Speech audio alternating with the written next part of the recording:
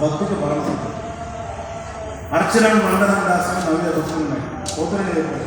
అట్లాంటి నవవిధ భక్తుల్లో ఇట్లాంటి బుద్ధిని రాయడం ఒక గొప్ప మరి జీవితంలో ఒక గొప్ప విశేషం. వైజయంతి అని పేరు పెట్టడం కూడా చాలా ఔచిత్యంగా ఉంది. మరి ఇట్లాంటి ఈ సందర్భంలో అనేక మంది వారి యొక్క అభిప్రాయం తెలియజేశారు. కరీంనగర్లో ఇందాకే మా వరప్రసాద్ బాబు గారు ఇచ్చారు, అందరూ గొప్పవాళ్ళే, ఎవరిని పిలవాలి, ఎవరిని ఎక్కడ గీత గీయాలి చాలా కష్టమైన సంక్లిష్టమైన విషయంగా ఉంటుంది.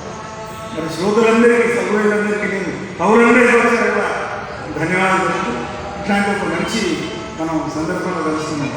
చాలా ఇలా అనేక విషయాలు మనం చెప్పాను కాబట్టి నేను ఇందులోకి వెళ్ళకుండా చాలా నేను మాట్లాడాలని అనుకున్నాను. కానీ నారసింహ యొక్క కృపచేత మాట్లాడాలి బాధ్యతను తప్పించి చాలామంది నాకన్నా ముందే మాట్లాడారు. మనం మనసులో వంపుకునేది నేర్చుకునేది ఎంతో ఉంది ఇంకా.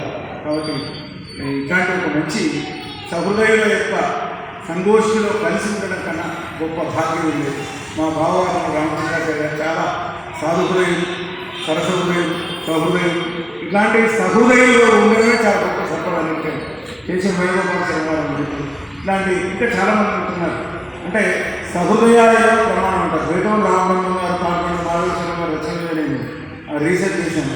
మధ్య కవిత మీద, లైవ్ మీద, ఛందస్సు మీద ఎంతసేపు అయినా మాట్లాడుకుంటాం. సమయం సందర్భం ఇవన్నీ కూడా మనకు అవసరం కాబట్టి వారి రుణం నేర్చుకున్నటువంటి వసుధాదేవి గారికి మరొకసారి తండ్రి రుణాన్ని తీర్చుకునే ఒక సౌభాగ్యం వారి అందరికీ కలిగినందుకు ఉదయపూర్వక వారి యొక్క మంగళాశాసనం భగవంతుని యొక్క కృప ఉండి మరిన్ని రచనలు మీరు కూడా వీరు లేఖించి రావాలని కోరుకుంటూ మనం అందరం కూడా ఈ కార్యక్రమంలో పాల్గొనే భాగ్యం కలిగినందుకు లక్ష్మీనారాయణ స్వామి మంగళాశాసనాలు యజ్ఞావరాయ స్వామి యొక్క కృప మనందరికీ ముందుగా ప్రార్థన చేస్తున్నారని